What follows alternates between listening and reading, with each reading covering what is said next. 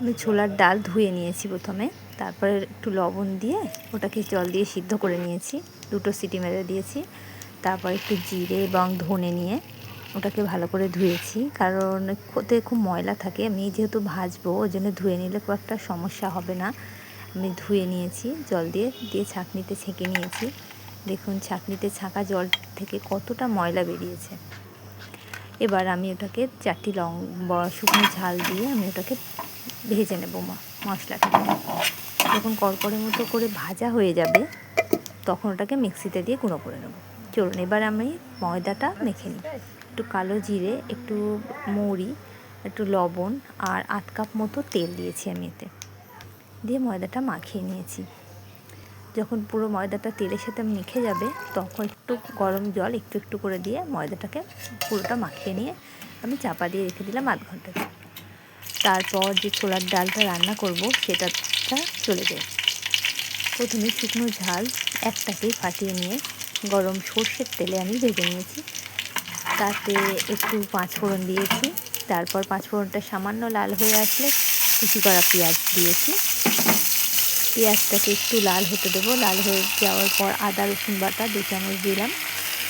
তারপর একটু হলুদ গুঁড়ো, একটু কাশ্মীরি লঙ্কার গুঁড়ো দিয়ে একটু জল দিয়ে আমি ওটাকে তেল ওঠাতে দেবো। মশলাটাকে যেন তেল ছেড়ে দেয় সেরকম অবস্থায় আলু কুচিয়ে নিয়ে রেখেছিলাম সেটাকে দিয়ে দিয়েছি।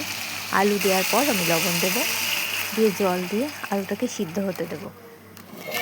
5-7 মিনিট পর যখন ঢাকনা খুলে দেখবো যে আলুটা সিদ্ধ হয়ে গেছে, তখন ওটাতে যে আমার যে সিদ্ধ করা ছোলার ডালটি ছিল সেটা আমি দিয়ে দেবো। দিয়ে ওটাকে ভালো করে কষিয়ে নেব।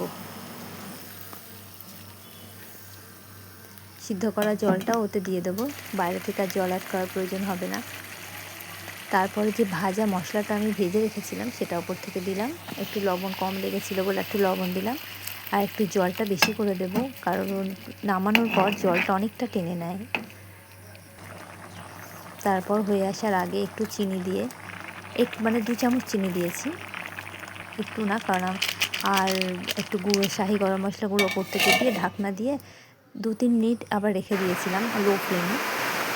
তারপরে এদিকে আমি একটুখানি ছোলার ছাতু নিয়েছিলাম, তাতে একটু চিনি, গুঁড়ো যেটা ভাজা মশলা করেছিলাম সেটা দিয়ে জল দিয়ে একটু একটু করে ওটাকে গুলিয়ে একটা খামির টাইপের করেছিলাম। তারপরে যে ময়দাটা আমি মেখে রেখেছিলাম সেই ময়দাটা লেচি কেটে তার মধ্যে এই ইয়েটা ছোলার ছাতুটা পুর হিসেবে ভরে দিয়েছি। এইভাবে কয়েকটা করে সেটাকে বেলে নেব। এই যে বেলে নিয়েছি, বেলে নিয়ে ছাঁকা তেলে ভাজলেই ব্যাস আমাদের হিঙের কচুরি রেডি। এবং প্রত্যেকটি লুচি ফুলবে, কোনোটাই মিস যাবে না, দেখবেন।